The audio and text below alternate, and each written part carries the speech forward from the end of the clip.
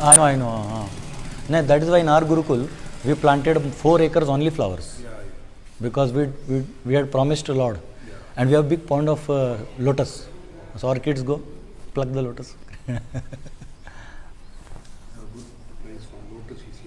Okay.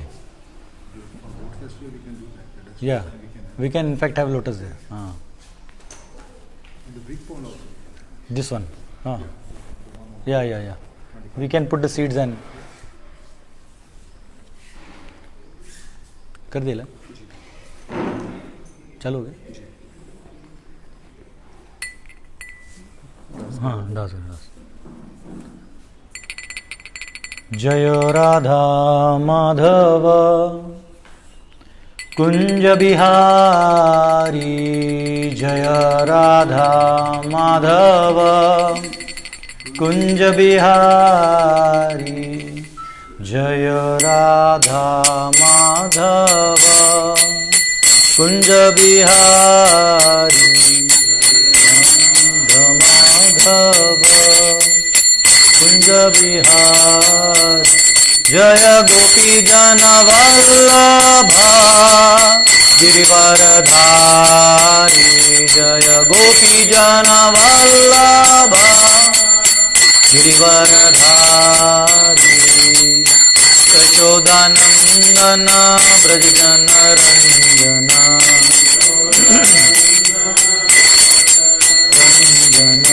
Yashodanandan Braj जन रंजन, यशोदानंदन ब्रज जन रंजन, यमुना तीरा वनचारी, यमुना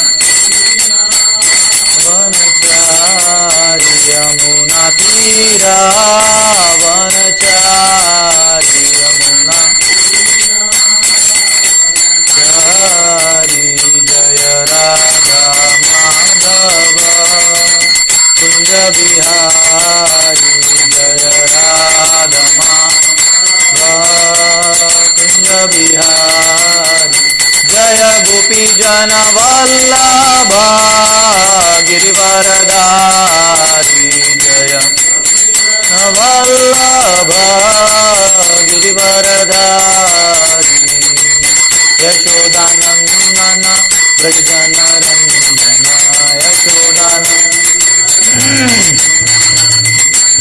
यशोदानंदन ब्रज जन रंजन, यशोदानंदन ब्रज जन रंजन, यमुना तीरा वनचारी, यमुना वनचारी, जय राधा माधव कुंज बिहारी, जय राधा हरे कृष्ण कृष्ण कृष्ण हरे हरे, हरे राम राम राम हरे हरे, हरे हरे कृष्ण कृष्ण कृष्ण हरे हरे, हरे राम राम राम हरे हरे, हरे कृष्ण कृष्ण कृष्ण हरे हरे, हरे राम राम राम हरे हरे, हरे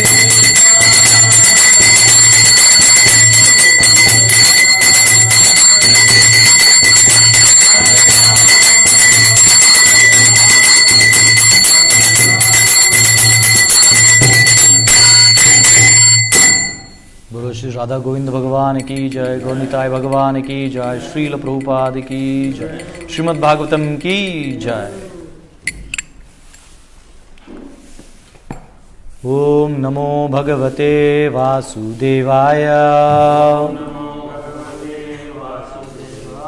ओम नमो भगवते वासुदेवाय, ओम नमो भगवते वासुदेवाय, नारायणं नमस्कृत्य नरं चैव नरोत्तमं देवीं सरस्वतीं व्यासं ततो जयं मुदीरयेत्। नष्टप्रायेषु भद्रेषु नित्यं भागवत सेवया भगवती उत्तमश्लोके भक्तिर्भवति नैष्टिकी। कृष्णाय वासुदेवाय देवकी नंदनाय च नंदगोपकुमाराय गोविंदाय नमो नमः। हरे कृष्णा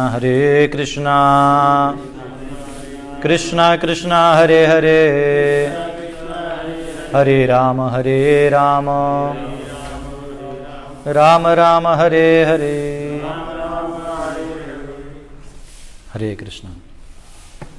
तो आज हम सब भागवत का प्रथम स्कंद का 14वां अध्याय का 34वां श्लोक अध्ययन करेंगे। और यहाँ मैं आशीर्वाद लूँगा राधा गोविंद जी का और हिज ग्रेस महामन प्रभु जी का, केशवन प्रभु और सब वरिष्ठ वैष्णवों का आशीर्वाद से हम लोग इस पे चर्चा करेंगे। भगवान अपि गोविंदो ब्रह्मण्यो भक्तवत्सलः कच्चित् पूरे सुधर्मायां सुखमास्ते सुहृद्व्रतः। भगवानपि गोविंदो ब्रह्मण्यो भक्तवत्सलः कच्चित् पूरे सुधर्मायां सुखम आस्ते सुहृद्व्रतः। भगवानपि गोविंदो ब्रह्मण्यो भक्तवत्सलः कच्चित् पूरे सुधर्मायां सुखम आस्ते सुहृद्व्रतः।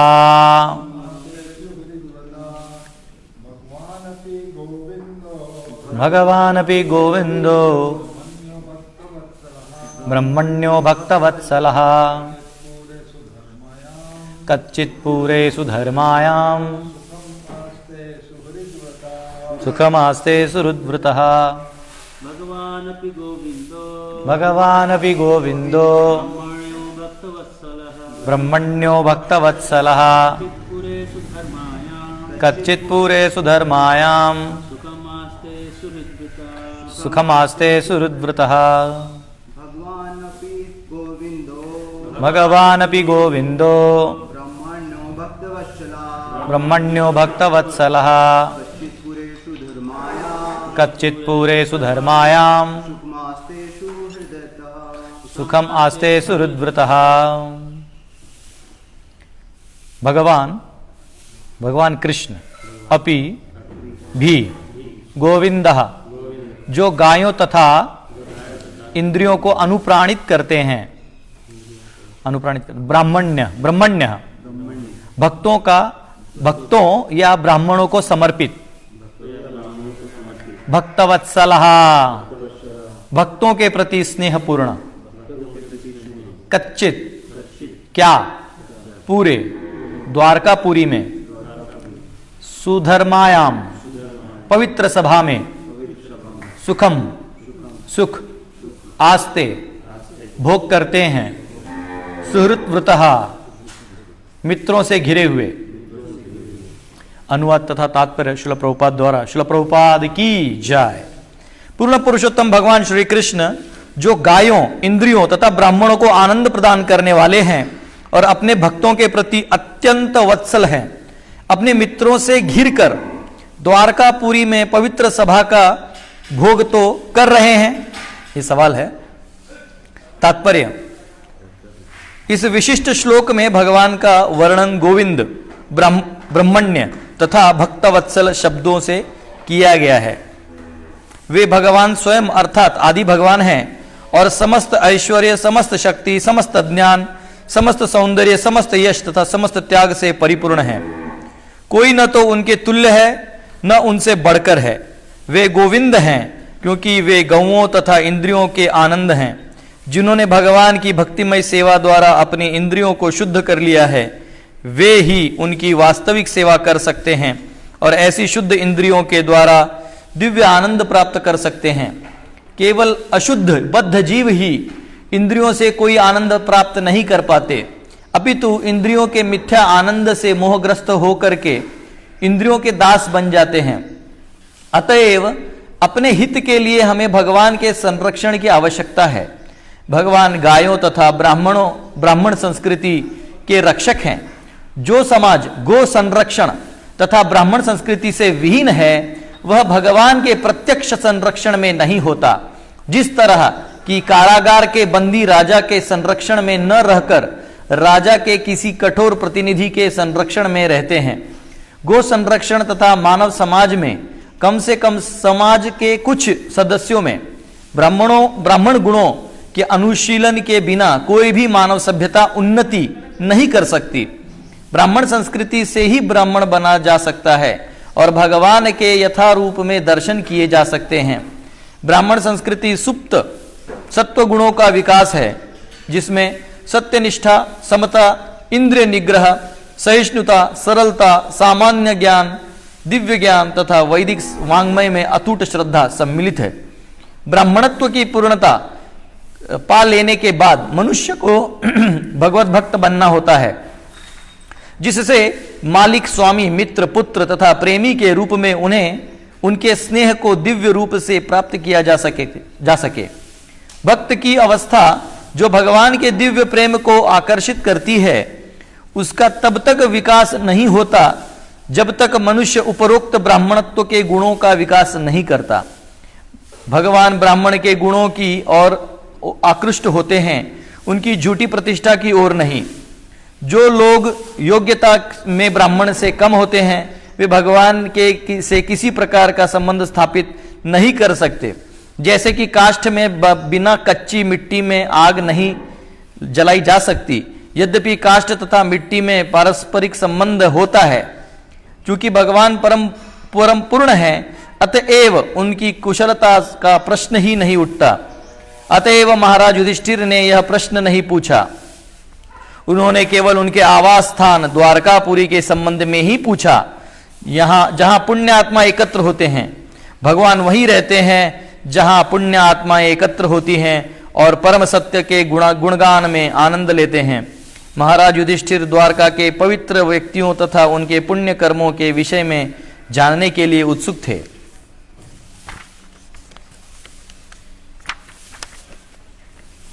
हरे कृष्ण।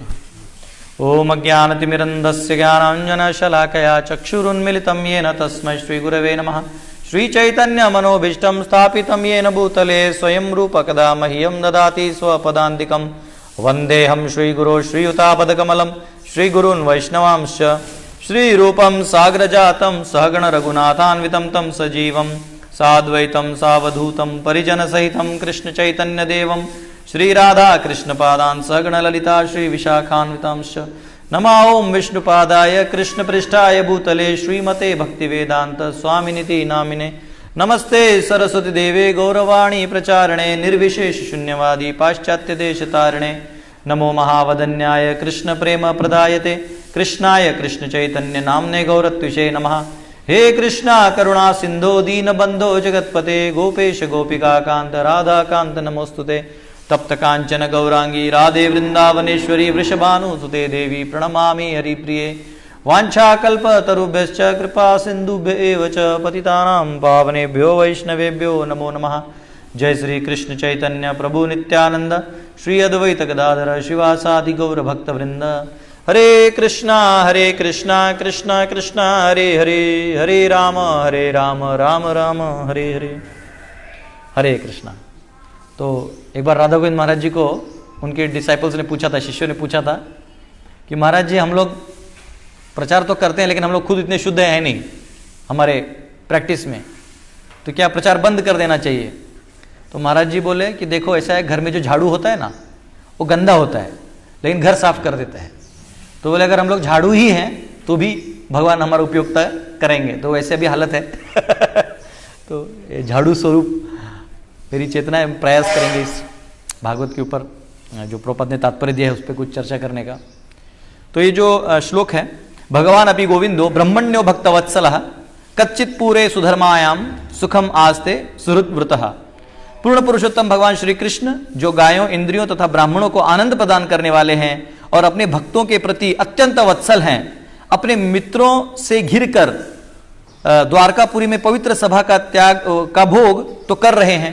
ये सवाल है एक्चुअली युधिष्ठिर महाराज पूछ रहे हैं, क्योंकि अर्जुन गए थे, 7 महीना हो गया था उनको जाके, और यहाँ चिंतित युधिष्ठिर ये सवाल कर रहे हैं। तो एक्चुअली इससे पहले जो श्लोक है उसमें सारे सिम्टम्स बताए गए हैं कि भगवान जब अपने धाम चले गए हैं तो यहाँ युधिष्ठिर का बायां जांग, आंख ये फड़फड़ा रहा है, ये अशुभ संकेत हैं। जब कुछ अशुभ होने वाला है, वैसे संसार में कुछ शुभ अशुभ है नहीं, जो भी भगवान से जुड़ा वही असली शुभ है, परंतु इस भौतिक दृष्टि से भी प्रकृति को कार्य करने के लिए जो एक हेल्दी एटमॉस्फेयर या नेचुरल एटमॉस्फेयर है, नेचुरल सिचुएशन है, उसके खिलाफ जब चले तो उसको अशुभ माना जाता है। तो यहाँ पे युधिष्ठिर महाराज एक राजा है, दार्शनिक भी हैं।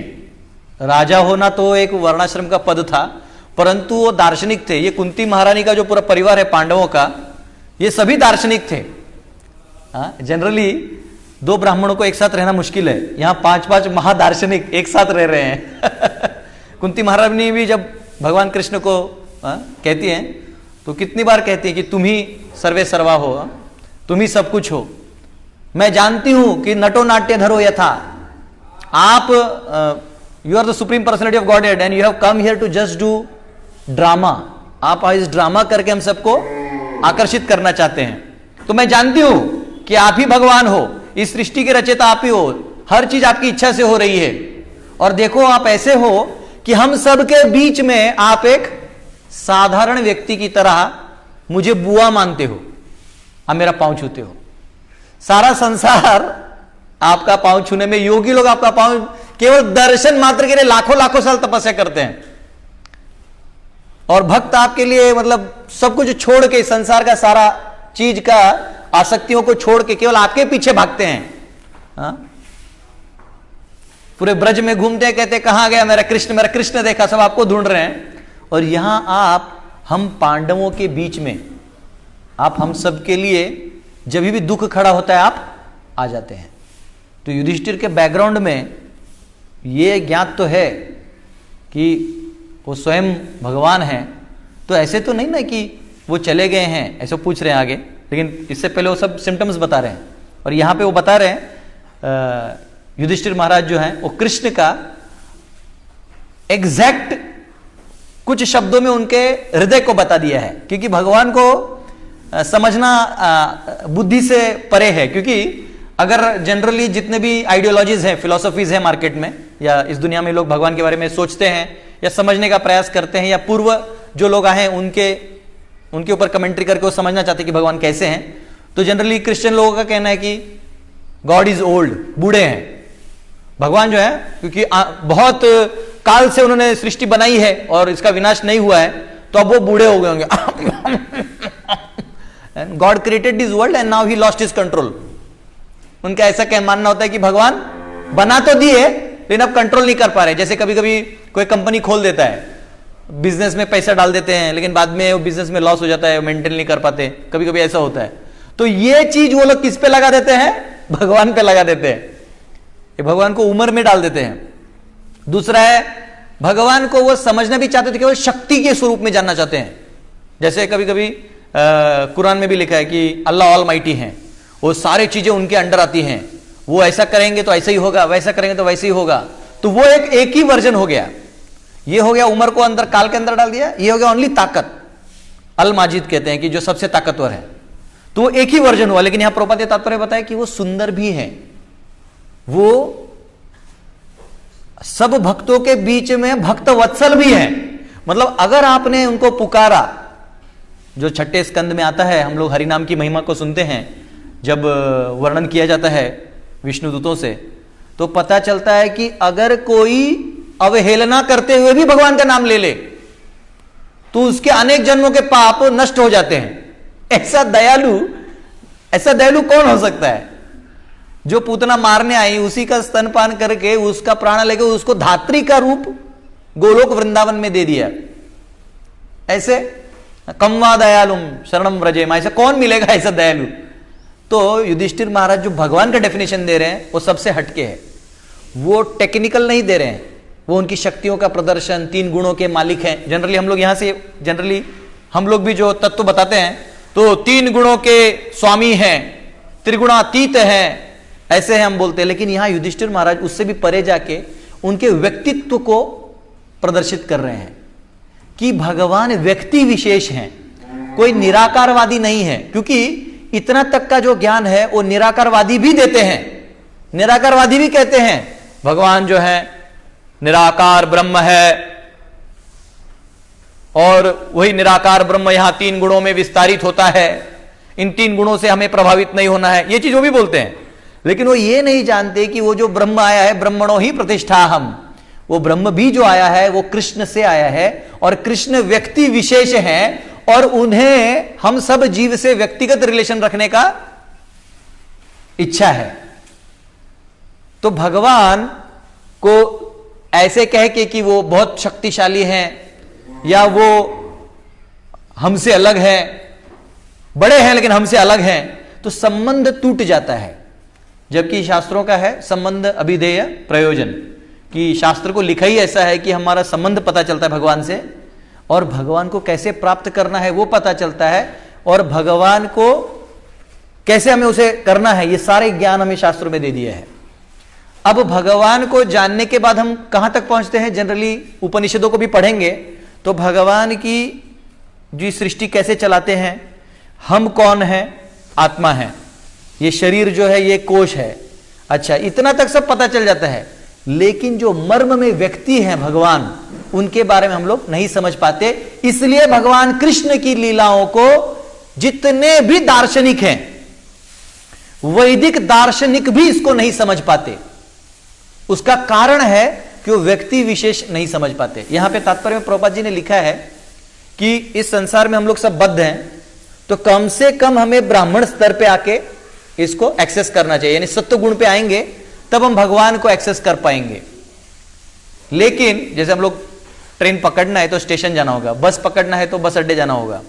प्रभुपाद जी बताते हैं अगर आपको कृष्ण को पकड़ना है या भगवान को पकड़ना है तो कम से कम सत्वगुण में आना होगा।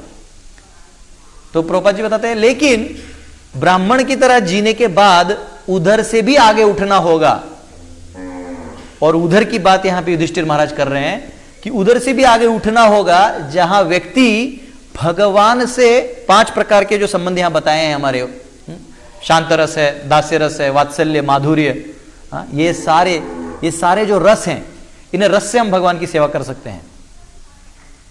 तो ये संबंध जोड़ने का प्रयास हमको ब्राह्मणत्व से उठ के करना होगा।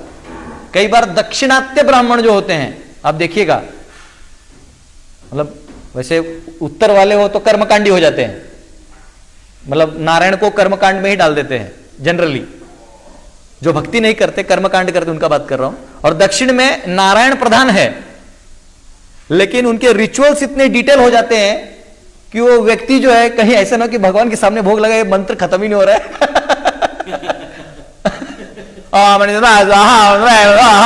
भगवान बोलते खत्म हो गया, अरे सब व्यंजन ठंडे हो रहे हैं। लेकिन ब्रज में जाइए तो क्या करते हैं, वो कान्हा को बोलते हैं रुक गरम गरम फुल्का ला रही हूं, ये एक ठोका तब तक, इधर वो माता आती है गरम गरम फुल्का, हाँ ये लो ये खाओ, ये वाला खाओ, वाटा दो। ऐसे भाव विभोर होकर सेवा करने वाले लोग आपको इधर ही वृंदावन के ब्रज के भाव में ही मिलेंगे। चैतन्य महाप्रभु ने यही तो धन दिया। महाप्रभु ने हमें केवल सत्वगुण तक नहीं लाया, सत्वगुण तो वर्णाश्रम में आ ही जाता है। इसलिए महाप्रभु रामानंद राय को बोले अरे और को ये वर्णाश्रम समझ में आ गया, आगे बोलो। करते करते करते विप्रलंब भाव, माधुर्य भाव में भी, स्वकीय रस में भी विप्रलंब भाव, जब हम भगवान से दूर होके उन्हें प्राप्त करने की जो एक लालसा हमें आनी चाहिए एक जीव में, वो एक्चुअली हमारा धन है, और वो महाप्रभु देके गए हैं। हम सब ये जो संकीर्तन आंदोलन है ये एक्चुअली रास लीला के बराबर ही है। प्रभुपाद जी तात्पर्य में लिखते हैं चैतन्य चरितामृत में भी कि वो रासलीला क्यों है, तो हम कृष्ण के साथ, हम देखिए ना हर सेंटर में एक एक कृष्ण है और हम सब या उनकी सेवा कर रहे हैं। जैसे गोपियों के साथ भगवान कृष्ण सब जगह विस्तार हो गए, या द्वारका में रानियों के साथ विस्तार हो गए, या भगवान हर शहर में चले जाए प्रभुपाद जी की कृपा से और हमारे पूर्व आचार्यों की कृपा से हर जगह हमें सेवा करने का मौका मिलता है। और हम सब अभी भगवान से पूर्णतया अभी ऐसा है कि जब और मिलना है और मिलना है और करना है। आनंदाम्बुदे वर्धनम प्रतिपदम पूर्णामृत स्वादनम, ये आनंद दे भी रहा है और आनंद देने के बाद ये और महा असंतुष्टि पैदा कर रहा है। लेकिन ये असंतुष्टि और भौतिक असंतुष्टि अलग है। भौतिक असंतुष्टि वो मृग तृष्णा है, इस संसार की चीजों को लेने का, प्राप्त करने की इच्छा है। अब मिलने के बाद भी दुख है, इस संसार की चीजों को मिलने के बाद भी दुख है। लेकिन ये जो तृष्णा है, आध्यात्मिक तृष्णा, ये खींच खींच के आपको लगता है और खाली हो गया, और कुछ कर लूं। और जैसे कल हम लोग ओंकारेश्वर दर्शन गए तो ऐसा लगा चलो अभी गाड़ी लेके और कहीं चले जाते हैं और कहीं चले जाते हैं, कीर्तन करते रहो, तीर्थ की यात्रा करते रहो।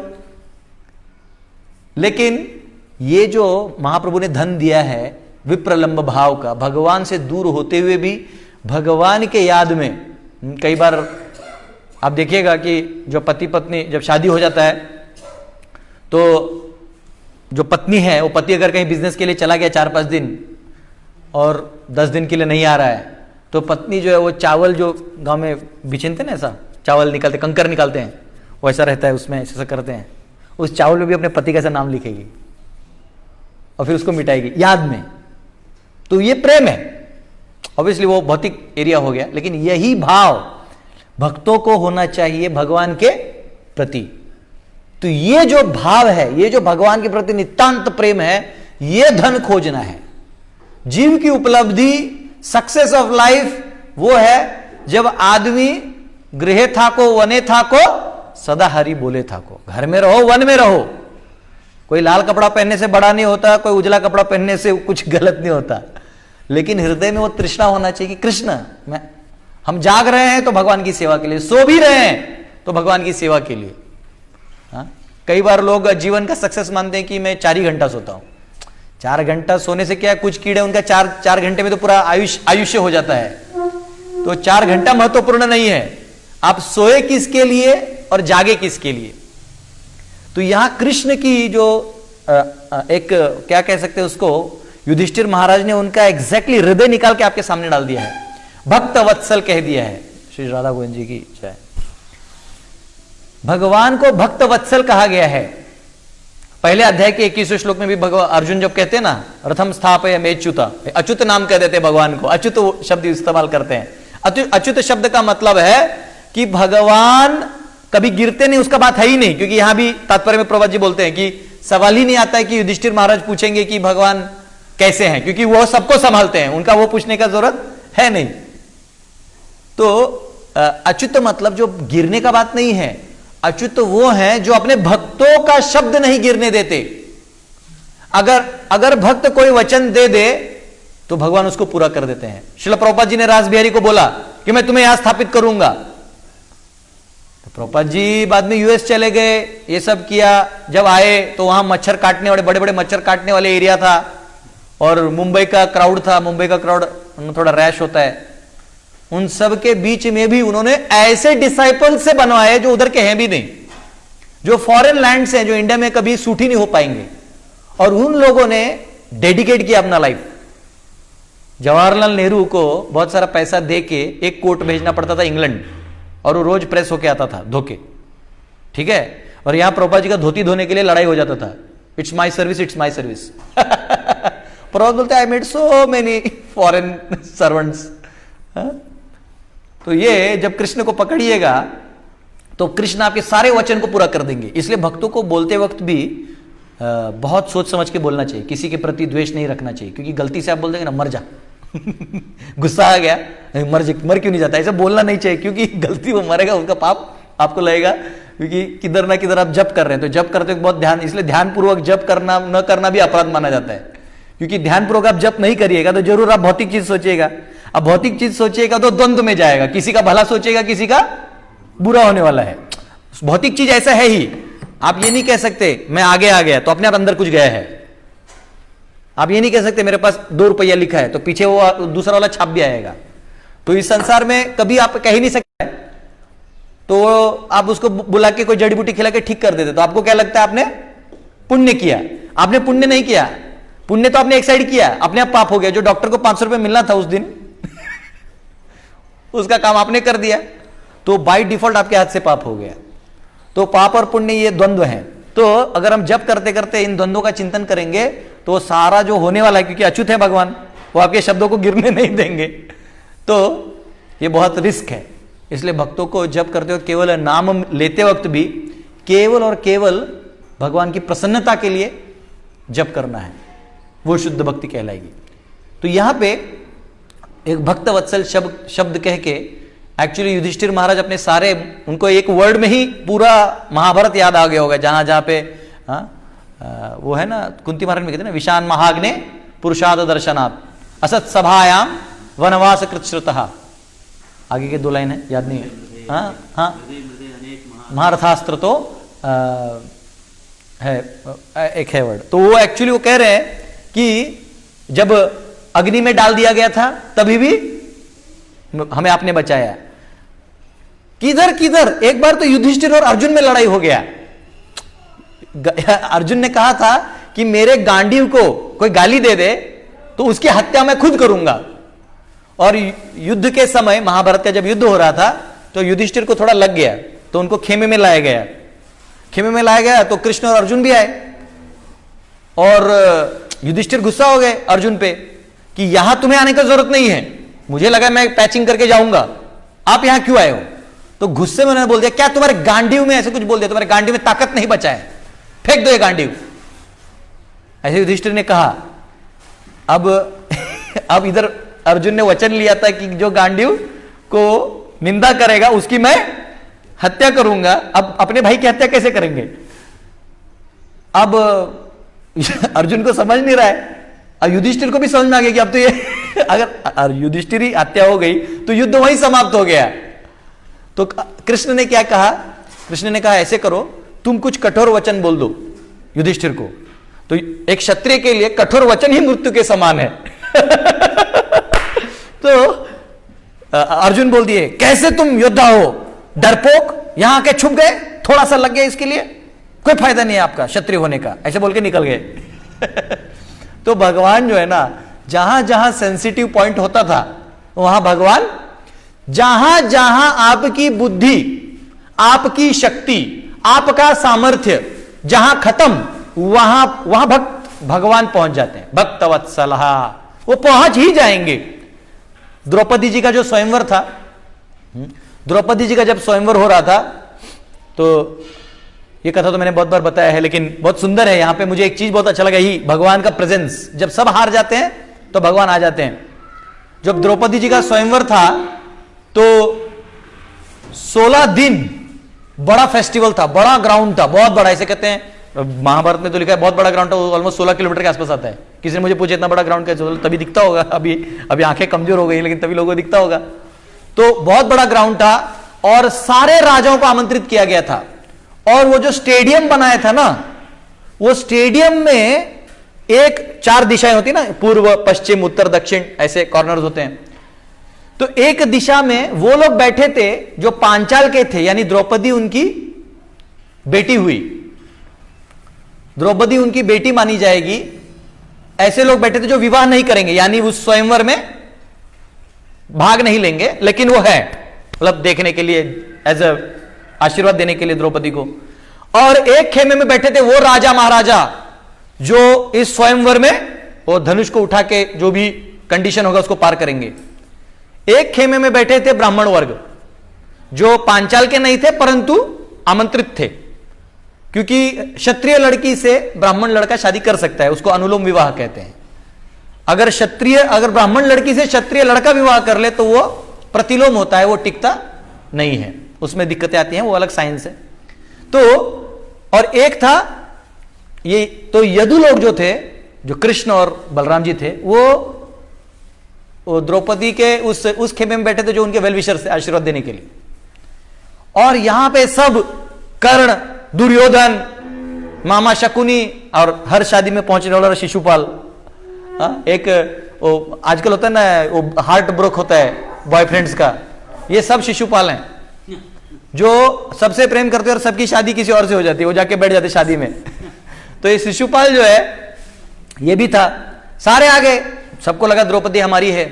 और 15 दिन बहुत बड़ा फेस्टिवल हुआ, डांस हुए, परफॉर्मेंसेस हुए, और 16वें दिन स्वयंवर में सब लोग वेट कर रहे थे द्रौपदी जी का। तो जनरली हमको लगता है सुंदरता मतलब ओनली गोरी हो, एक्चुअली कृष्णा नाम था उसका, वो श्याम कलर की थी, लेकिन बहुत सुंदर। और वो हाथ में गुलाब का हार लेके सोने के थाली में वो आ रही थी। और जो ही वो आई तो यहां पे सब लोग अपना जो सिंहासन था सोने का, राजा लोगों का, ऐसा मरोड़ रहे थे, ये मेरी होगी, ये मेरी है, ऐसा सब इधर जांग पीट रहे, हाथ पीट रहे, ऐसा नो। महाराष्ट्र में कुश्ती खेलते हैं ऐसा करते हैं, ऐसा कृष्ण भी करते हैं, ऐसा बच्चों के साथ, ग्वाल बालों के साथ खेलते थे। तो ये द्रौपदी का जब स्वयंवर था तो ये सारे सिंहासन को मेरी होगी मेरी होगी सब चिल्लाने लगे। और क्षत्रियों का होता है आवाज ज्यादा होता है, एक्चुअली जिसका दिमाग कम होता है उसका आवाज ज्यादा हो जाता है, ऐसा है। इसलिए ब्राह्मण जो है वो दिमाग ज्यादा होता है तो बोलते कम है और काम सटीक कर लेते हैं। और जो क्षत्रिय होते हैं वो चिल्लाते घूमते रहता है बाजार में उसमें से कुछ मिल गया तो मिल गया, ऐसा है। तो ऐसा होता है। और बनिया जो होता है, जो वैश्य समाज है, वो बोलता नहीं है, वो भी ब्राह्मण की तरह लगता है, पर वो ना अंत में उसको इन दोनों के आसपास ही जाके कुछ लेना पड़ता है। ब्राह्मण को विष्णुओं से लेते हैं, भगवान से लेते हैं, इसलिए भगवान कहते हैं ब्राह्मण मुझे बहुत प्रिय हैं। तो जब द्रौपदी उधर पहुंचे, कौन, ये पांडव भी पहुंचे, क्योंकि उससे पहले ही लाक्षागृह का इंसिडेंट हुआ था। और लाक्षागृह से बच के कुंती माता ने कहा था कि जाओ कुछ ले आओ। धौम्य ऋषि के साथ गए थे वो लोग, धौम्य मुनि के साथ, कि जाओ। धौम्य मुनि बोले यहाँ पांचाल में शादी हो रहा है, चलिए वहीं होगा। और कभी कभी होता है ना, वो लोग भोजन वोजन भी अपना निकाल लेते हैं, उसमें शादी वादी है तो भोजन वोजन हो जाएगा। ये लोग निकले थे कुछ लाने के लिए भी, बोले चलो जाते हैं। या अंदर से तो राजा के पुत्र थे लोग, लेकिन अब ब्राह्मण के वेश में बैठ गए थे ब्राह्मणों के एरिया में, तो बहुत दूर था, दिख नहीं रहा था। वो ब्राह्मण लोग वहां थे और यहाँ राजा लोग थे। द्रुपद दृष्टद्युम्न आए और उन्होंने ऐलान किया कि मेरी बहन का विवाह उससे होगा जो इस धनुष्य में तमंचा लगा के नीचे उस पानी में देख के जल को एक डिस्क घूम रहा है, उसके अंदर उधर मछली है, उसका एग्जैक्टली जब होल आएगा तो परछाई में देख के उसको मारना है। तो इसमें दिक्कत था कि वो बहुत वजनदार था, उसमें उठाना एक चीज, लगाना एक चीज, फिर निशाना लगाना, देख के लगाना, मतलब बहुत सारे इसमें इफ्स एंड बट्स थे। तो सब बैठे हुए थे, तो चालू किया गया एक एक करके, जैसे वो हमारे मूवीज में भी दिखाते हैं ना, वो गिर जाता है ऐसे आप समझ लीजिए। महाभारत में भी लिखा है कि वो गिर जाते थे। कोई तो उठाते उठाते गिर गया, कोई उठाते उठाते पसीना आ रहा है, उसको इज्जत बेइज्जत से पसीना आ रहा है कि हमारा इज्जत निकल गया। करते करते सब गिरे गिरे गिरे। तो उसके बाद कर्ण को भेजा गया। दुर्योधन जाता बड़ा दुष्ट था, वो जानता था कर्ण का जरूरी मुझे, कर्ण को भेज दिया।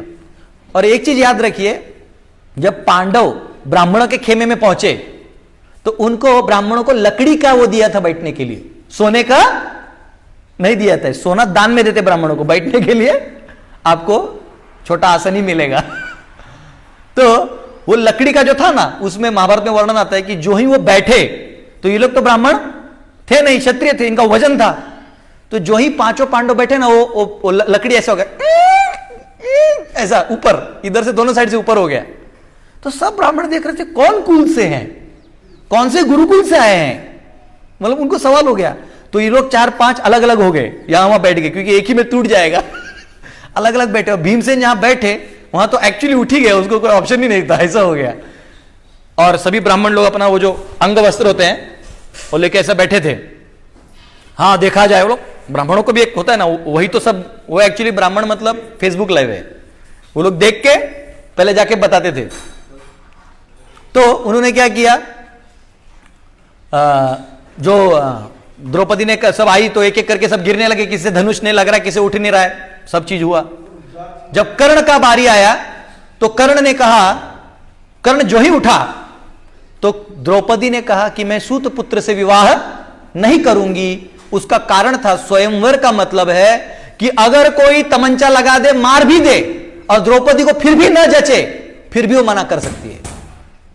स्वयंवर कोई वो बिजनेस नहीं था, कोई स्किल नहीं था। उसके बाद भी स्वयंवर मतलब मैं चूज करूंगी, ये तो एक सिंपल एग्जाम है। उसको उठते वक्त ही लगा कि इस आदमी के चेहरे में मेरे लिए मुझे जच नहीं रहा है, वो वही नाम बोल सकती है। आप आ सकते हो स्वयंवर। देखिए लोग आजकल बोलते नहीं पहले लड़कियों का विवाह, पहले लड़कियों को पूछे बिना विवाह करना पाप था। माता पिता बात करते थे कि ऐसा लड़का है, ऐसे करोगी तो हाँ बोलते, तब वो विवाह होता था। ये जो लोग ब्लेम लगाते ऐसा नहीं है। स्वयंवर मतलब लड़की ना बोलते तो ना, लास्ट मोमेंट में ना बोलते तो भी ना। तो उसको गुस्सा आया कर्ण को, लेकिन करे क्या, अधिकार नहीं है, बैठ गया तो उसने जो दबाया, वो महाभारत में वर्णन आता है, पूरा मेल्ट हो गया। जो वो था ना वो मेल्ट हो गया। दुर्योधन इतना बदमाश है, देखिए उसकी बदमाशी।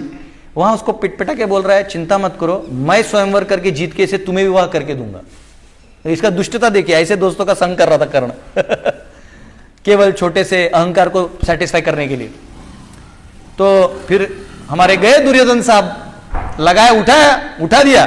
भाई द्रोणाचार्य से सीखे थे तो उठाना तो उठा लिया, लगा दिया, नीचे जल को देखा, स्थिर होने दिया, खींचा और जोर से जुप करके मैं सक करके गया, और एक उंगली मछली के आंख के एक उंगली इधर लग गया।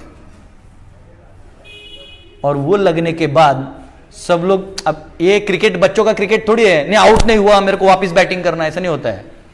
इसमें एक बार हो गया तो हो गया। तो फिर दुर्योधन जो है वो एकदम बोला लेकिन अब मेरा नहीं हुआ तो और किसी का नहीं होगा, तो नेचुरल है, बेस्ट मेरा हुआ है तो शादी तो मेरे से ही करना पड़ेगा लास्ट में इनको।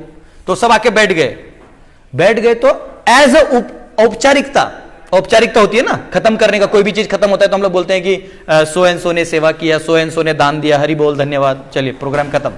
तो अब प्रोग्राम खत्म भी करना है तो धृष्टद्युम्न द्रौपदी के भाई आए और बोले कि यहां क्षत्रियों ने अपनी अपनी क्षमता को प्रदर्शन किया, हम इनके आभारी हैं, और ब्राह्मणों में कोई अपने आप को वर मान के इस स्वयंवर का एग्जाम देना चाहते हैं तो आप आ सकते हैं, क्योंकि वो रूल है। क्षत्रिय लड़की है तो ब्राह्मण भी एक बार ट्राई कर सकते हैं। तो ब्राह्मण क्यों जाएगा, वो अपना खा पी के पेट फूल के बेटा आराम से, ब्राह्मण भोजनम प्रिय भोजन करेगा, वो काय को उसमें जाएगा, क्षत्रियों के पंगे में क्यों जाएगा। तो उधर था क्या, एक चीज याद रखिए, ऑलरेडी अर्जुन यहां बैठे हैं और उन्होंने दूर से देख लिया कि मेरे कृष्ण वहां बैठे हैं। जैसे स्कूल छूटता है ना तो हजारों बच्चे आते हैं और मम्मी जो होती है वो गेट पे खड़े होकर अपने एग्जैक्ट 1000 में अपने बच्चों को देख लेती है, और इन बच्चों को हजारों मम्मियां दिखती हैं, लेकिन वो बच्चा बराबर अपने मम्मी को ढूंढ लेते, देखो देखो वहां है मेरी मम्मी, वहां खड़ी है। तो ये प्रेम का संबंध है। तो वैसे ही वो जो कृष्ण है उन्होंने देख लिया अर्जुन को, अर्जुन ने भी देख लिया, और अर्जुन ने ऐसा किया, कृष्ण ने भी ऐसा किया। बोलना नहीं पड़ता है, जिधर रिलेशन कम होता है उधर ज्यादा बोलना पड़ता है। तो उन्होंने सिर्फ इंडिकेट कर दिया, उन्होंने भी प्रणाम किया और बलराम जी को बोले ताऊ जानते हो कौन है, बोले हाँ सिर्फ तुम्हारे ही शिष्य है, मैं जानता हूं, जरूर यहां कुछ होने वाला है, जहां कृष्ण हो और तुम्हारे भक्त हो तू जरूर कुछ करेगा मैं जानता हूं, लिखा है महाभारत में लिखा है।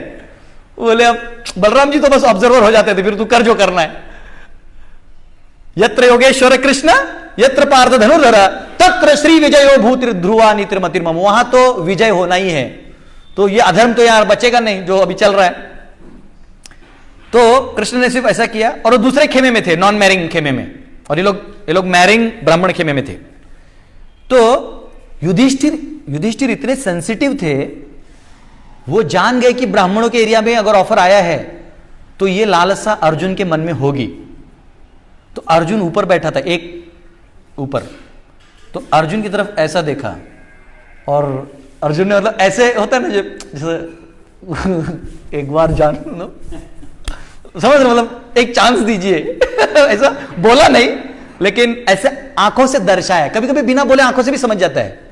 तूने दर्शाया कि मतलब तो मतलब तो युधिष्ठिर बोले जाओ, ऐसा किया उन्होंने, जा सकते हो। तो अर्जुन अभी बच्चा है, क्योंकि वैसे तो बड़े नहीं थे वो लोग, वैसे बच्चे थे सबके सामने, नजर बाई इतने बड़े महफिल में। तो जब वो उठे ना, जो ही उठे पॉक करके वो वापिस वो प्लैंक जो है हिलने लगा। तो ब्राह्मण बच्चा लोग जो उनके साथ बैठा था बोले अरे क्या खाते, क्या है, कहाँ का भोजन मिलता है, मतलब कौन से भंडारा से आप लोग का भोजन होता है। उठे तो क्षत्रियों ने देखा वहां कोई खड़ा हुआ है ब्राह्मण के खेमे से। सब लोग ऐसा बोलने लगे हैं कौन है ये, ठीक है आएगा ना, अपनी इज्जत गंवाने आएगा, क्षत्रियों से नहीं उठा, ये करेगा। अब हुआ क्या, जो बड़े ब्राह्मण थे, जो एकदम मतलब सीनियर थे, मतलब सीनियर पुरोहित वगैरह होते हैं ना, बोले ए पागल बैठो नीचे, मूर्ख, ब्राह्मणों की इज्जत निकल जाएगी, कोई हम लोगों से पूजा पाठ नहीं करवाएगा आगे। अगर तुमने जाके, क्षत्रिय के ऊपर होते ना ब्राह्मण, तो चुपचाप बैठने में हमारी इज्जत है, अभी तुम जाके गिर जाओगे तो लोग क्या बोलेंगे, देखो ब्राह्मणों में भी ताकत नहीं बचा है, तो चुपचाप जाओ, मिठाई उठाई खाओ, दान दक्षिणा मिलेगा, निकल जाओ, हमको क्या लेने देना वो किससे शादी कर रही है। हम लोग को सिर्फ स्वस्ति वचन बोलना है। तो बोलो क्या, तो उतने में जो जूनियर थे ना, वहां जूनियर ब्राह्मण थे बच्चे, वो सीनियर को डांटने लगे, ये भी महाभारत में लिखा है। वो बोलने लगे, अरे आप सीनियर लोगों का यही प्रॉब्लम है, जो ही जूनियर उठता है बिठा देते हो, जो ही जूनियर उठता है बिठा देते हो, अरे एक मौका तो देखो देखो। तो वो बात तो सुनना नहीं था, क्योंकि ये खुद जानता था कि मैं कौन हूं। कोई जाने ना जाने, अर्जुन जानता था कि वो धनुर्धारी अर्जुन है। अब लोग ये कहते हैं ना कि कर्ण कभी भी अर्जुन को हरा सकता था। एक्चुअली इस इंसिडेंट से आपको पता चलेगा कि अर्जुन कर्ण से बहुत श्रेष्ठ था, बहुत ही ज्यादा श्रेष्ठ था। उसका कारण बताऊंगा। जब वो गए वहां से, अर्जुन गया तो बीच से चल के जा रहा था, दूर से दिख रहा था वहां वो गया है उस एरिया में, और प्रणाम किया और कृष्ण को ऐसा किया उस एंगल में, और कृष्ण बोले तथास्तु विजयी भव। बड़ों का आशीर्वाद लेना जरूरी है। वो लिया, इसने तो ऐसे ही उठाया जैसे बच्चा नहीं उठाता खेलने के लिए खिलौना। अर्जुन ने उठाया, तमंचा लगाया, खींचा। आज तो दशहरा है ना, तिथियों के मतलब 2 तिथि के हिसाब से आज इधर का दशहरा है, हम लोगों का कल है वैष्णव कैलेंडर से। तमंचा लगाया, धनुष को खींचा, लगाया, ध्यान लगाया, भगवान को याद करते हुए छुप करके थोड़ा सक कर गए, हाथ में लग गया, धप, खत्म। सब लोगों ने ताली बजाया, और जो छोटे ब्राह्मण बटुक थे ना, छोटे बच्चे, ये लोग अपना उत्तर ही निकाले, जो उत्तरी होता है ना ऊपर का, ऐसा नाचने लगे, ये हो गया, महाभारत में लिखा है। ओ नाचने लगे, बहुत नाचने लगे। अब समस्या वहां नहीं था, यहां तक तो आपकी क्षमता थी ना, इधर तक तो आपने अपनी क्षमता से काम किया। हमारा आज का पॉइंट है कि जब भगवान कब एंट्री मारते हैं, जब आप पूरी क्षमता को इस्तेमाल कर लेते हो, और लास्ट में जब नहीं होता तो हाथ उठाते हो, तब आते हैं भगवान। अब इसने कर दिया तो द्रौपदी ने समय नहीं लगाया, उसे पता था, क्योंकि व्यासदेव ने कहा था कि तुम्हारे बेटी का शादी अर्जुन से ही होगा। तो यहां द्रुपद चिंतित थे कि आया नहीं है, अर्जुन कहां है, और उनको यह पता नहीं था कि यही अर्जुन है। फेसबुक था नहीं तभी, इंस्टाग्राम वगैरह था नहीं, तो फेमस हो जाता नहीं। तो उन्होंने, वो द्रौपदी ने हार डाल दिया। एक बार हार डाल दिया तो विवाह हो गया, स्वयंवर हो गया, अब धूमधाम वो सब चलते रहेगा, यज्ञ पूजा इत्यादि। हार डाल दिया मतलब अब कोई दूसरा मानसिक रूप से नहीं ले सकता। पहले कैसे होता था ना कि इसलिए लड़की का विवाह, प्रभुपाद जी भी लिखते हैं, 16 साल में कर देना चाहिए, क्योंकि एक बार कोई भी चीज को आपने झूठा कर दिया ना, जैसे कभी भी ना, पहले आप किसी कहीं भी कल्चर, अब तो बंद हो गया है, कुत्ते को ऐसा दिखा के ना किसी आदमी को नहीं खिलाते थे, जैसे कुत्ते को ये रोटी खा, कुत्ता नहीं, तो आदमी तुम खा लो, ऐसा कभी नहीं देते, तो फेंक देते थे, वो झूठा हो गया। अगर आंख से भी हम भगवान को भोग ले जाते हैं ना, तो उसके ऊपर कपड़ा रहता है, किसी की नजर उसमें न जाए, क्योंकि वो भोग किसके लिए, पहला भगवान के लिए। जैसे राधा रानी ने आंख कब खोला, जब कृष्ण को देखा। तो वैसे ये प्योरेस्ट साइंस है कि किसी भी स्त्री को अपने आप को प्रदर्शित नहीं करना चाहिए जब तक वो पति को ही ना मिले, और पति के सामने ही वो अपने संबंध को रखे। आजकल क्या हो गया, oh he is my friend, he is there, फिर शादी के बाद पति घर पे इधर दुनिया से बात हो रहा है, पति बोल रहा है मैं किधर हूं, तू किधर। तो समस्याएं जो समाज में अपनी अलग हो जाती हैं। तो द्रौपदी ने डाल दिया, वर स्वीकार कर लिया। अब इतना करते ही सबसे तिल मिलाया, देखिए सबसे इनसिक्योर हो गया शिशुपाल। कर्ण तो गुस्सा हो गया, और कर्ण को लगा भी कि डाउटफुल है कौन है ये, क्योंकि इतना बड़ा धनुर्धारी, और दुर्योधन भी एकदम वो हो गया। और इधर मामा शकुनी तो बैठे ही थे, थोड़ा मामा शकुनी थोड़े टेढ़े दिमाग के थे, समझ गए कुछ ना कुछ इधर गड़बड़ है, लेकिन समझ में नहीं आता चल क्या रहा है, क्योंकि कृष्ण तो चुप बैठा है, तो ये कौन है। तो शिशुपाल को इन्होंने पिन मारा। शिशुपाल जाके चिल्लाने लगा, ए द्रुपद तुम समझते क्या हो, हमारी बेइज्जती के लिए हमको यहां बुलाया है, एक ब्राह्मण से ही करवाना था तो वह घर के घर करवा देते, इतना दूर से हम रथ से आए हैं और हम यहां बैठे हैं यही देखने के लिए, हमारी अटैक, द्रुपद को अटैक करो। अब आप समझ रहे हैं, द्रुपद पे अटैक मतलब कैसा लगेगा, घर पे ही गृह युद्ध हो गया, अच्छा नहीं लग रहा है ना, और बेइज्जती भी हो गई, शादी की ज्यादा बेइज्जती हो जाती है। तो इमीडिएटली जो है अर्जुन ने वहीं से बाण लिए, खच खच खच खच खच खच खच खच खच खच मारने लगे। और यहां कर्ण भी जो है ना वो भी मारने लगा था ना, और यहां भीम उतरे, जो ही भीम उतरे तो सारे ब्राह्मणों का वो हिलने लगा धप धप धप धप। ब्राह्मण बोले ये कौन है फिर दूसरा? बोले इसी का भाई दिख रहा है। वो गए और वहां से शाल्य आ रहा था, शाल्य को पटक पटक के मारे, और जितने पेड़ थे ना पेड़, भीम ने उखाड़ उखाड़ के सीधा उधर उधर शत्रु के खेमे में मारना चालू किया। सब धाए धाए गिरने लगे, सब अस्त व्यस्त कर दिया, शत्रु एकदम वो हो गए, क्योंकि आर्मी नहीं था ना, वो लोग तो अकेले थे, तो लोग गिर गए सब। जब सब गिर गए तब उन्होंने उनको सबको पटक के मार दिया। और यहां अर्जुन ने ना धपक धपक धपक शिशुपाल को गिरा दिया, मारा, मर्डर नहीं हुआ किसी का, लेकिन गिराते ना वो बाण ऐसे मारे कि गिर गया। और क्लियर वर्णन है महाभारत में, उन्होंने ऐसे बाण छोड़े अर्जुन ने कि कर्ण लॉक हो गए। लॉक जानते हैं, ऐसा और ऐसे, जैसे पुलिस पकड़ के कभी रखता है ना ऐसे चोर लोगों को, ऐसे ऐसा लॉक कर दिया। तब कर्ण ऐसा ऐसा रहते हुए बोला है, महाभारत में वर्णन है, कर्ण अपने मुंह से बोला है, मैं नहीं जानता तुम कौन हो, लेकिन जितना मैं समझ रहा हूं, मेरी सामर्थ्य को जानता हूं, तो मैं ये श्योर कह सकता हूं कि या तो स्वयं भगवान विष्णु हो, या देवराज इंद्र हो, या तो तुम गुरु द्रोण हो, आइए तुम तीनों अगर नहीं हो तो जरूर तुम कुंती पुत्र अर्जुन हो। मतलब ये वो भी जानता था कि मुझे परास्त करने वाले यही 4 लोग हैं, यही 4 लोग मुझे परास्त कर सकते हैं। तो बोले जरूर तुम हो। अब ये पॉइंट मिल गया शिशुपाल को। शिशुपाल का पॉइंट क्या था कि अगर ये क्षत्रिय था, अगर ये अर्जुन है, तो हमारे साथ बैठना चाहिए। वहां जाके इसने भेष क्यों बदला? मतलब ये गलत है ना, गलत है, रॉन्ग प्रोसेस। मतलब जिसको ना अपना काम नहीं होता ना, फिर वो प्रोसेस पकड़ता है, ये प्रोसेस तो पकड़ लिया। अब अर्जुन को भी समझा कि अब तो पत्ता खुलेगा, अब लड़ाई झगड़े से नहीं ना होगा। अब भीम 50 पेड़ और उखाड़ लेगा तो उससे कुछ फायदा, क्योंकि पॉइंट प्रिंसिपल पे आ गया, प्रिंसिपल पे आ गया। अब जब सब प्रॉब्लम अटक गया है, इसको बोलते हैं डेडलॉक। अभी जो कोरोना में चल रहा है ना, इसको बोलते हैं डेडलॉक। इसमें कोई नहीं हिल पाता है, सब अटक जाते हैं, और सामने वाले की हार निश्चित है। यह ऐसा भेद अस्त्र मार दिया था कर्ण ने। और शिशुपाल ने उठाया, बोले ए बालक, अपना नाम बताओ, गोत्र बताओ, गुरु को कुल बताओ, और परंपरा का नाम बताओ, द्रौपदी को ले जाओ। अब बोलेगा मैं अर्जुन हूं, मैं क्षत्रिय हूं, झूठा है, तो शादी कैंसल। और फिर द्रौपदी से कोई शादी करेगा भी नहीं, क्योंकि उसने हार डाल दिया। अब इधर जब सब प्रॉब्लम लटक गया, तो कृष्ण उतर के नीचे आए, शिशुपाल को धक्का मारा है, महाभारत में वर्णन है। बोले तुम्हारा प्रॉब्लम क्या है? तुमको कोई सुख से शादी देखा नहीं जाता है क्या? इधर वाले में प्रॉब्लम, जिधर जाओ तो तुम रथ लेके आ जाते हो। अरे कहीं भी तो तुम्हारी उम्र का लिहाज रखो, ये रखो रखो। और पीछे से बोला उठा के ले जाओ, जल्दी पीछे घोड़ा रखा हुआ है, दोनों बैठ के निकलो। तो इस 5 पांडव क्या किए, पीछे घोड़े में बैठ के द्रौपदी को लेके चले गए। और यहां पे कृष्ण जो है वार्तालाप कर रहे हैं, क्या प्रॉब्लम है? कृष्ण जैसे मोहन कोई है, वो बातों में घुमा सकते हैं, घुमा दिया घुमा दिया घुमा दिया, इधर ये लोग चल। अब जब लड़की लेके चले ही गए हो, तो अब वो अगला लॉ पॉलिसी का क्या करोगे आप? तो कोई पॉलिसी काम आने वाला है नहीं। तो जब सब फंस जाता है, तब भक्तवत्सल कृष्ण की याद आती है। इसलिए युधिष्ठिर यहां कह रहे हैं, अरे वो भक्तवत्सल गोप्रेमी, नमो ब्राह्मण्य देवाय गो ब्राह्मण्य हिताय च जगद्हिताय कृष्णाय गोविंदाय नमो नमः। मैं उनको प्रणाम करता हूं जो गो गाय के रक्षक हैं, गो को आनंद देते हैं, गो माता को आनंद देते हैं। गो यानी इंद्रिय भी। जब आप हम हमारे इंद्रियों को नियंत्रित करके केवल भगवान की सेवा में लगाते हैं ना, तो फिर भगवान उन इंद्रियों में भी आनंद भर देते हैं। जनरली इन इंद्रियों से आप कभी आनंद नहीं ले सकते, भौतिक पदार्थों में आनंद है ही नहीं। वो बांस गन्ना समझ के बांस चबाने का काम है, आपको कुछ नहीं मिलना है, दांत टूटेगा बस।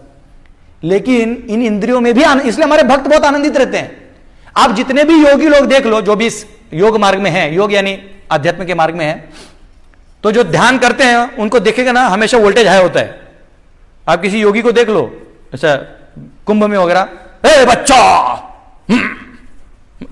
लगता है कि डर लगता है कि भैया हाथ लगा देंगे, कुछ बोल देंगे, मंत्र मंत्र गायब हो जाएगा। लेकिन हमारे ड्यूटी को देखो, हरि बोल प्रभु गीता भगवत गीता, हरि बोल प्रसाद लीजिए, आइए दर्शन लीजिए, वहां सेंटर में जाइए, आइए आइए जुड़िए, हरे कृष्णा कर करके। भक्त तमाल कृष्ण महाराज और विष्णुजन महाराज दोनों मिलके राधा दामोदर बस पार्टी में, बड़ा बस होता था, उसके 3 खेमे होते थे। विष्णुजन महाराज बस बाहर खड़े रह जाते थे मृदुंग बजा के अपनी टीम के साथ, नमो ओम विष्णु पदाय कृष्ण पृष्ठाय भूतले। आप मस्त गाते थे, हरि कृष्णा हरि कृष्णा। अप्रभु बोलते is nightingale of our ISKCON movement. वो गाते थे, उनको देखने के लिए लोग आ जाते थे और बोलते थे गेट इन द बस। बस में लोग चढ़ जाते तो पहला पूरा प्रभुपाद का बुक्स का वो रहता था, सब अंदर लोग बुक्स लेते थे, बोलते थे सेकंड में जाओ, जो भी क्वेश्चन है दूसरे स्वामी जी आंसर करेंगे। अंदर तमाल कृष्ण महाराज बैठे रहते थे, आओ और वो जब सवाल जवाब करते थे तो ये अच्छे से ब्रेन वॉश कर देते थे। अकर के तीसरे खेमे में एक डिवोटी बाल काटने के लिए और धोती कुर्ता पहनाने के लिए बैठा रहता था, और वो एक शिखा छोड़ के उसका शर्ट पैंट निकाल के उसको धोती कुर्ता में बाहर भेज देते थे तो बस में आदमी शर्ट पैंट से जाता था और इधर ऐसे निकलता था। ये कृष्ण की शक्ति है, वो किसी को भी एम्पावर कर सकते हैं। ये ब्राह्मण जो बोला ना, ब्राह्मणों से भी ऊपर होना चाहिए वैष्णव, वो तत्व पे सब जी रहे हैं। और वैष्णवता की सबसे बड़ी सरल चीज ये है, कोई भी बन सकता है। ब्राह्मण बनने के लिए भी सत्वगुण चाहिए ना, लेकिन वैष्णव बनने के लिए आपको कुछ नहीं चाहिए, केवल कृष्ण को प्रसन्न करने के लिए जो जो कार्य है उतना ही करिए। कृष्ण प्याज लहसुन नहीं खाते, आप मत खाइए। कृष्ण को नॉनवेज नहीं चलता, आप मत खाइए। कृष्ण को अच्छा लगता है कि आप साफ सुथरे आते हैं, तो आप साफ सुथरा आइए। कल कृष्ण बोलते नहीं काला होके आ जाओ, तो ठीक है, कोयले में अपने आप को डाल के ले आना। जैसे हनुमान जी को बोला, मां सीता को पूछा आप ये क्यों लगाती हैं सिंदूर, बोलते वो क्या बोलेंगे, इनको कितना लेक्चर देंगे, तो बोले ये भगवान को अच्छा लगता है। अच्छा, ये जाके भस भस भस लगा के भगवान के सामने नाचने लगे। बोले क्या हो गया हनुमान, बोलते आपको अच्छा लगता है तो भक्ति ये है, कोई भी कार्य करे तो भगवान की प्रसन्नता के लिए। तब भगवान भी जो है ब्राह्मण को, गलती से भी ब्राह्मण का अवहेलना नहीं करना चाहिए, गलती से भी ब्राह्मण को अपशब्द नहीं बोलने चाहिए, और जितना हो सके ब्राह्मण को दान देना चाहिए। कभी कभी बोलते नहीं प्रभु जी वो ब्राह्मण सही से इस्तेमाल नहीं कर रहे, तो उसका मैनेजमेंट तुम्हारा काम नहीं है। आपका दान देना आपका कर्तव्य है, आप दान देके पुण्य लीजिए। वो कैसे इस्तेमाल करना नहीं करना, उसका क्या पाप है क्या पुण्य है, उसका जायजा जरूर उसको मिलेगा।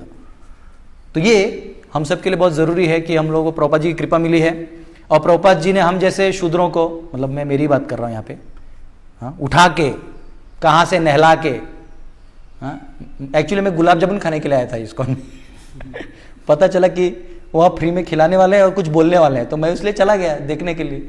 ऐसे ही बैठा था तो लास्ट में बहुत आइटम दिया खाने के लिए, राइस, दाल, कड़ी, पकौड़ा, गुलाब जामुन।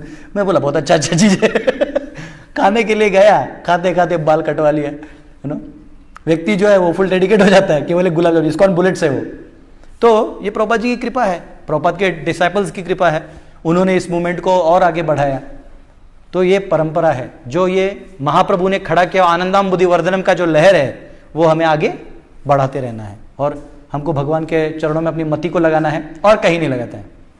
मेरा और कोई वो कुलशेखर राजा कहते हैं ना, उनके मुकुंदमाला स्तोत्र में कहते हैं, वो वर्ष क्या है प्रभु जी, वो कहते हैं ना, Govind he is my only shelter and हाँ नो लेट द निंदंतु बांधवा सर्वे त्यजंतु गुरवो जना। वो कहते हैं कि अगर मेरे सारे बांधवा के मेरी निंदा करें, जैसे आप भक्त बन जाते हैं ना, पहला काम होता है आपके बंधु आके आपको ताना मारते हैं, हाँ आप मुफ्त की रोटी खाओ, हाँ मंदिर इसीलिए जाते हो ताकि फ्री में खाना मिले, तुम आलसी हो, कर्तव्यों से भागना चाहते हो, ये सारा चिट्ठी आपके ऊपर लग जाता है। आपके नाम का जितना लेबल है वो आपके पीछे लगा देते लोग। तो भी हमें ना पीछे, अहंकार में पीछे नहीं जाना चाहिए। हमको मालूम है वो जो बोल रहे हो अज्ञानता में बोल रहे हैं, हमको भगवान के शरण में ही रहना चाहिए। त्यजंतु बांधवा सर्वे निंदंतु बांधवा सर्वे त्यजंतु गुरवो जनः। जो बाहर के हमारे गुरुजी लोग हैं जिन्होंने हमको मैथ्स पढ़ाया, इंग्लिश पढ़ाया, साइंस पढ़ाया, वो भी बोला अरे मूर्ख हो तुम, तो भी हरे कृष्ण। आप भीष्म और द्रोण है, प्रणाम आपको, अभी थोड़ा कृष्ण की तरफ चलने दीजिए तो ये हमारा भाव होना चाहिए। तो आप सबका बहुत बहुत धन्यवाद। इस्कॉन इंदौर में भागवत पढ़ने का मौका मिला, specially Mahaman Prabhu. Actually we don't deserve anything, it is all your mercy and we are grateful. Keshav Prabhu thank you very much. Prabhu ji सब वरिष्ठ वैष्णव को बहुत बहुत धन्यवाद। हरे कृष्णा। किसी का कोई प्रश्न है तो पूछ सकते हैं, वैसे नहीं है तो थैंक यू वेरी मच। बहुत अच्छी क्लास थी, आपने बहुत अच्छा एग्जाम्पल दिया।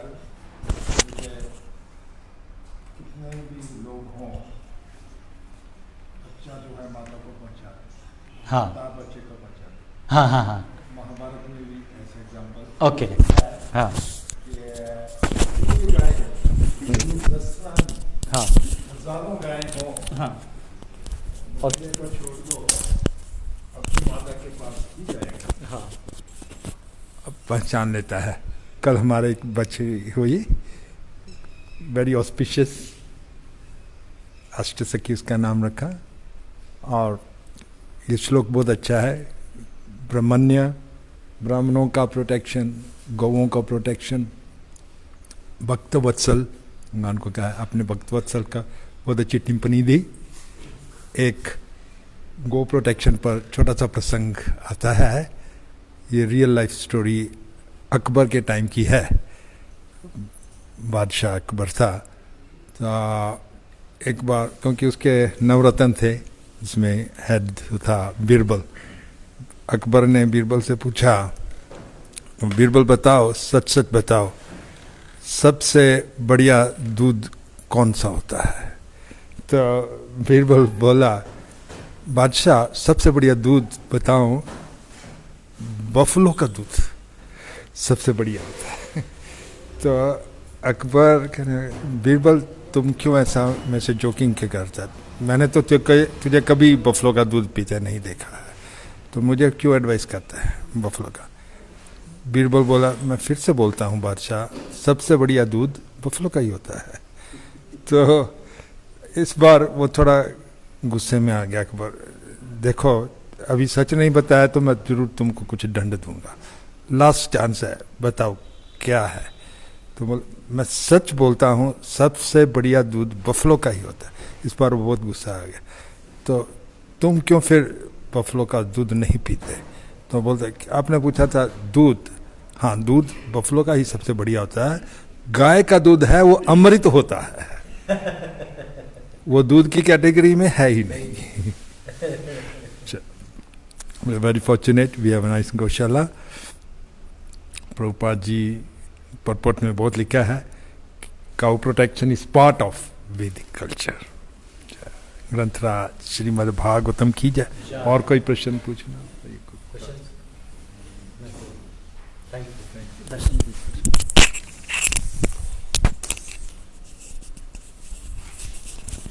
श्री श्री राधा गोविंद जी लाइव दर्शन।